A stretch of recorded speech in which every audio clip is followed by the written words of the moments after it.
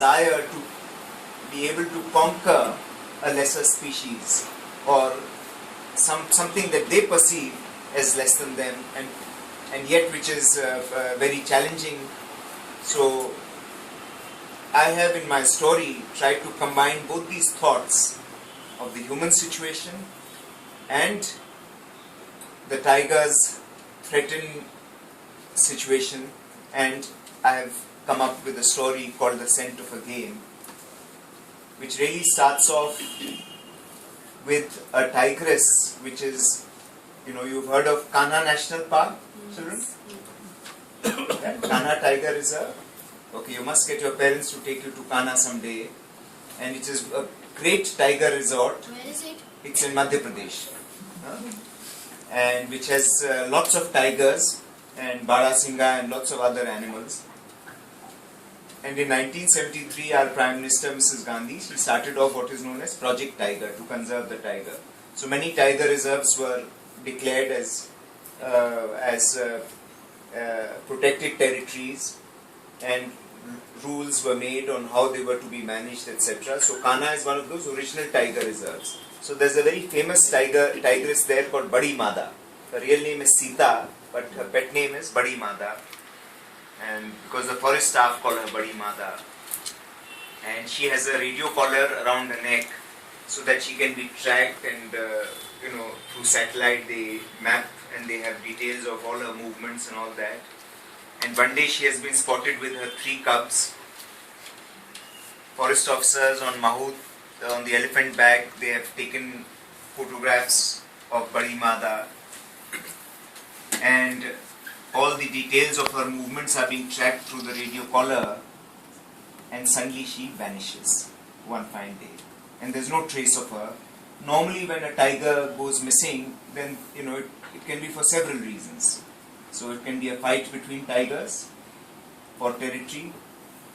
But when there's a fight between tigers, forest staff are able to figure out then there's some injuries on some other tiger, but there are no injuries on any other tigers.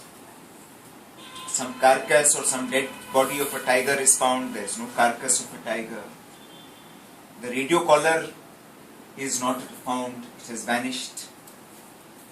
And everyone is very surprised. So the director of the tiger reserve, he tells his number 2, Ganga, who's a smart, brilliant, honest, good forest officer, to, let's keep quiet about it, let the storm blow over.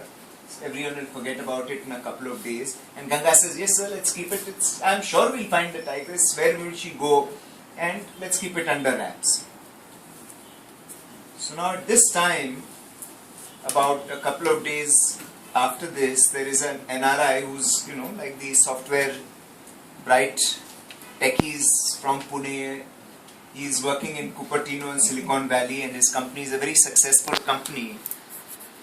And his mentors and the bosses of that company, they are forming a joint venture with a Chinese company, and they are celebrating and all that. And during the celebrations, he gets a call from India that his father, who has retired as a professor and has lived a retired reclusive life near a tiger reserve in Amarkantak, which is the source of the river Narmada, and lives as a small quiet flat with no other lavish living or anything, but he sits on a tiger rug and he prays on a tiger rug and meditates, is into yoga, he solves mathematical problems, and is very religious and pious. And he gets a call that his father is on his deathbed and 48 hours to live. So he leaves everything and rushes to India. But when he's coming, he asks his wife to come along. Wife is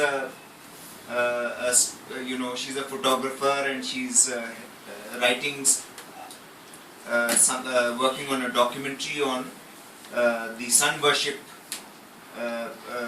rituals of the ancient South American, the Aztecs and all that. So she says, no, I can't go, I'm too busy. But there's one thing I want you to get back from me from India, and that is that beautiful tiger skin your father has. It's a beautiful skin, and it